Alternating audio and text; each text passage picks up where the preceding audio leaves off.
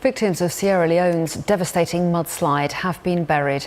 Hundreds of people were killed on the outskirts of Freetown on Monday when homes were swept away in a torrent of mud and rain.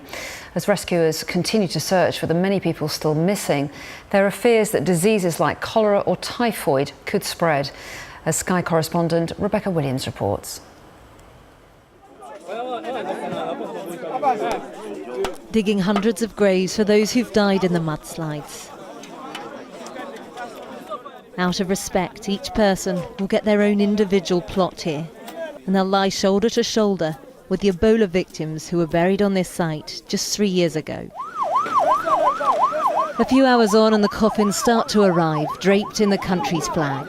There are so many of them that they're brought in on trucks.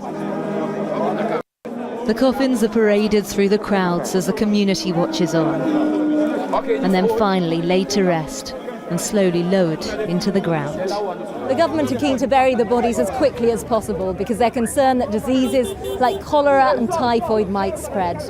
This cemetery is many, many miles from where this disaster happened, and so the government has put on buses so the families of the victims can attend. Amanata has come to pay her respects to her sister and her 7 children. I feel bad because we are very close. She's the one that I trust in my family. She's my elder sister, but she's my secret sister. We do everything in common, we share things in common. She listens to me, I listen to her. At the mortuary there are now some signs of order. The clean-up's begun and the military's arrived. But outside, people still queue to identify loved ones. And with that comes confusion, uncertainty and frustration. The gates here remain firmly shut. But we managed to gain access to a hospital ward where survivors are being treated. Staff say they've got no medicine to give patients. This is the most basic of care.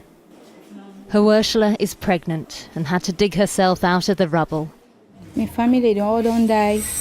She tells me that her family are all dead, buried under the ground. Only her and her little sister survived. I have nobody, she says. No food, no money, nothing.